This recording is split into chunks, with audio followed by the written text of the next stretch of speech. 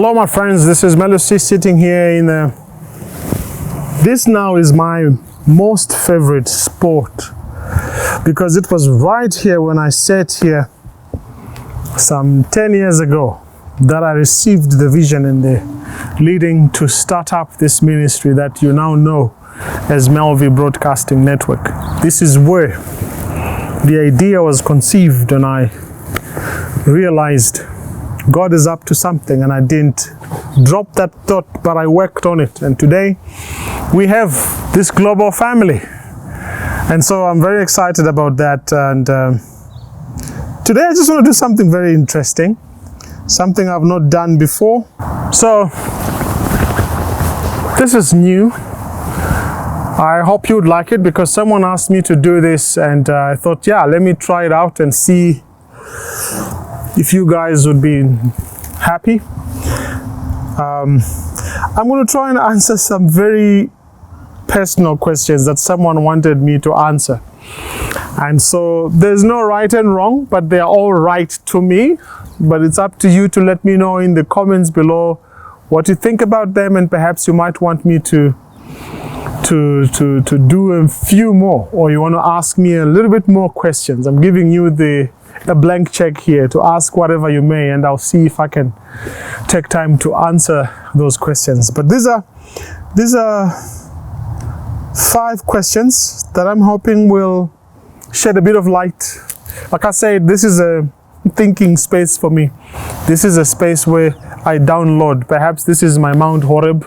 Jacob used to go to that spot. He slept there, and he heard God talk to him saying, I will be with you, and I will return you to your fathers, and you come, and I'll bless you, I will be with you. So he woke up and he was like, wow, I'm here and I'm in the gateway of heaven. I don't realize it. So he realized this is the place that God spoke to him. Even when he was coming back with his family, they went to Horeb and he cleansed them and said, be ready.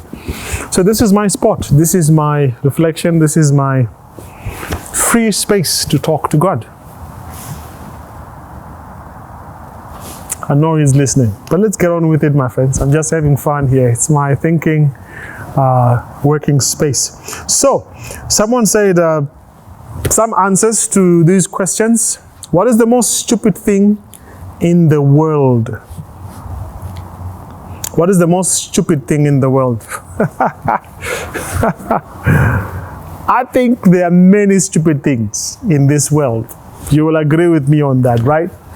But in my estimation, I think top of the list will be to believe that we evolved from apes.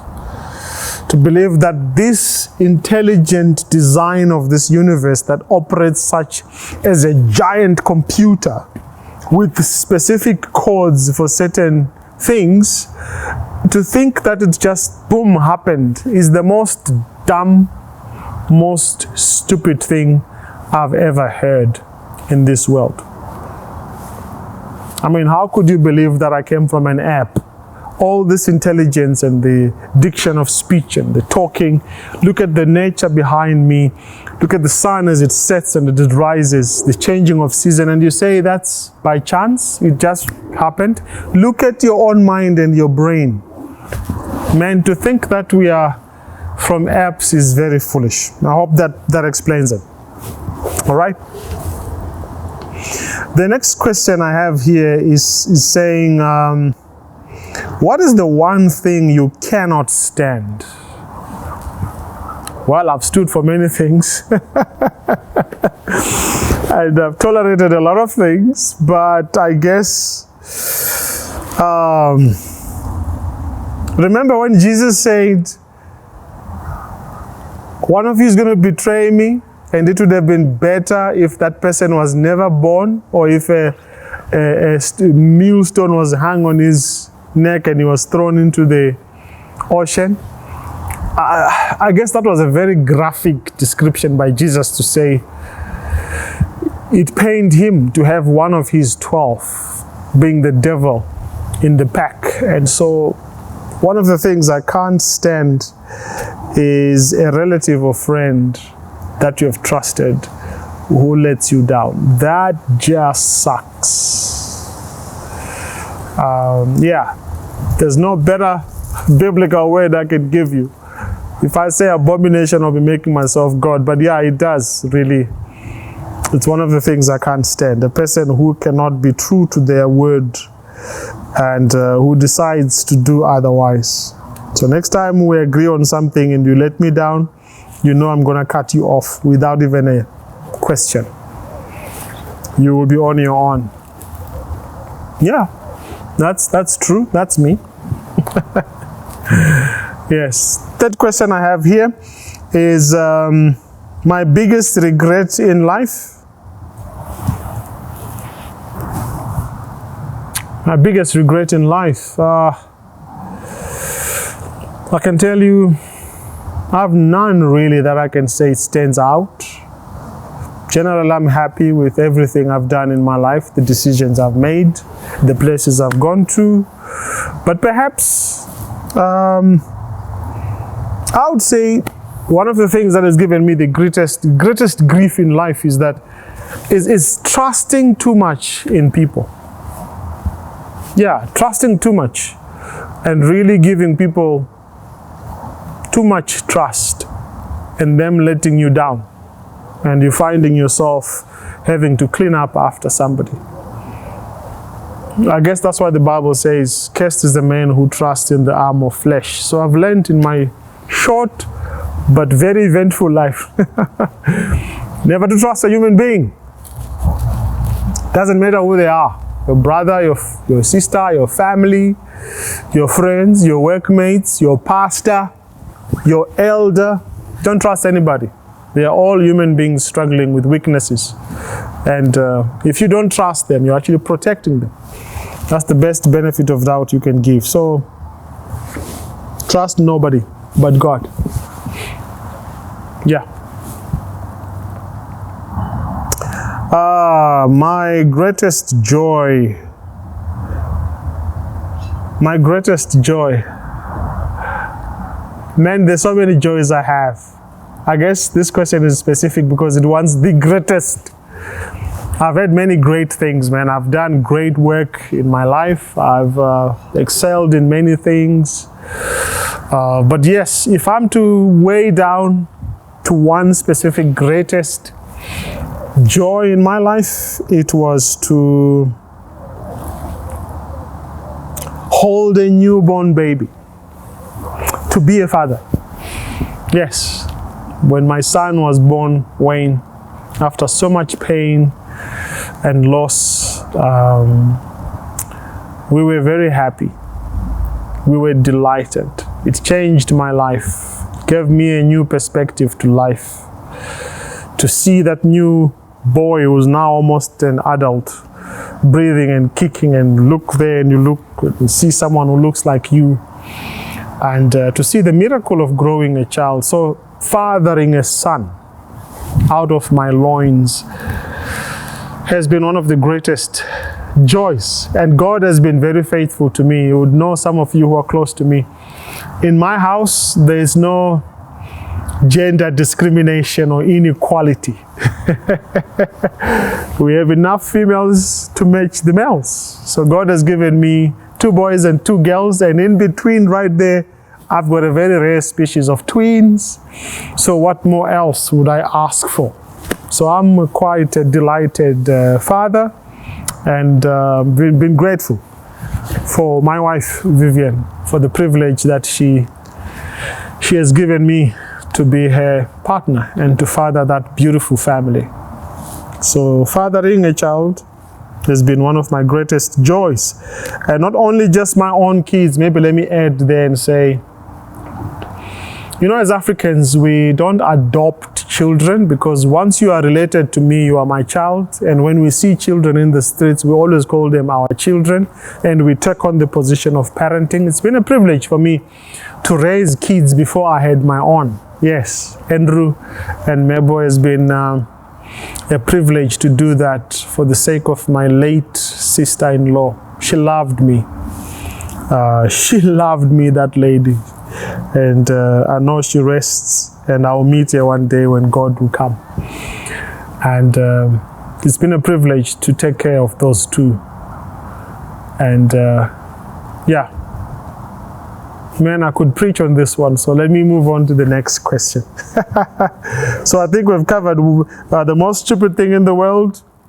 Of course, not believing in God. One thing I cannot stand is a friend or family or relative or colleague who betrays your trust. My biggest regret in life, yeah, putting too much trust in people. My greatest joy, I think I've just told you, being a father, so that makes it 4. Let's move on to the 5th question.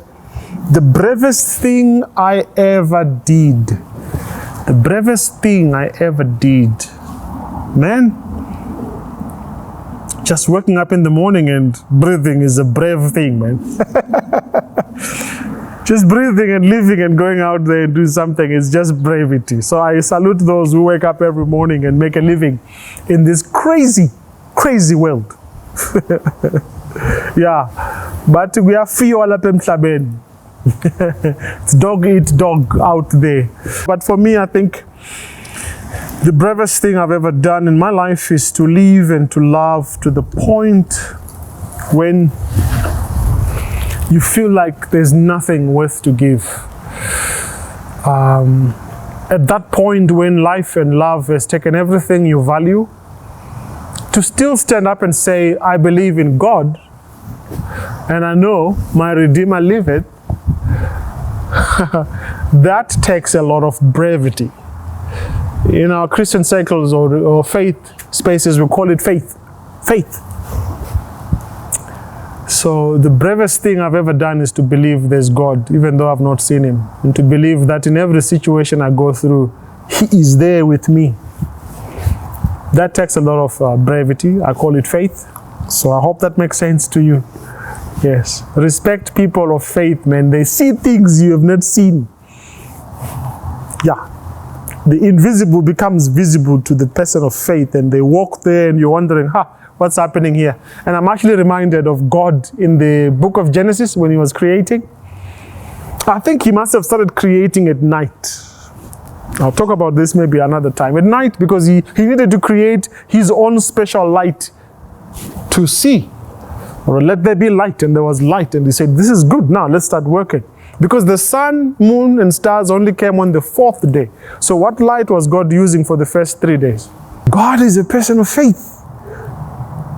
He believes in you and me, even when we are rascals. When we were yet sinners, he believed we can still be something. Man, that takes a lot of faith. So I think brevity for me is defined by the word faith. Okay, let's leave it there. So that's the 5th question. Maybe let me indulge you.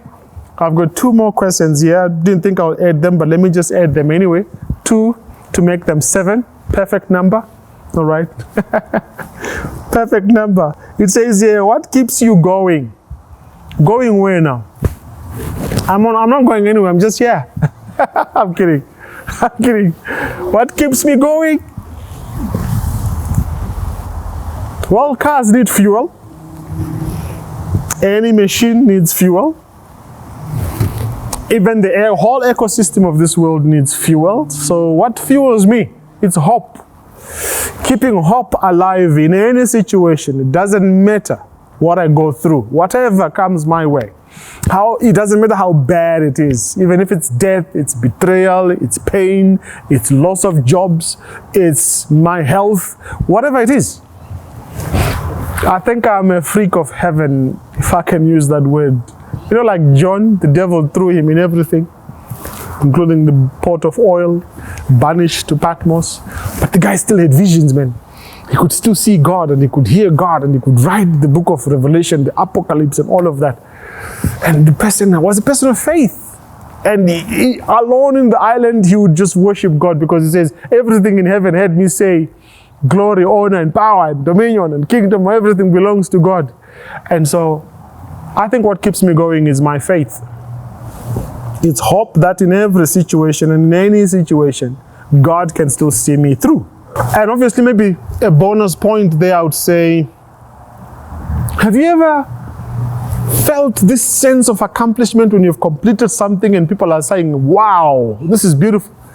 I think what keeps me going is knowing that when I accomplish something, I will feel good about it.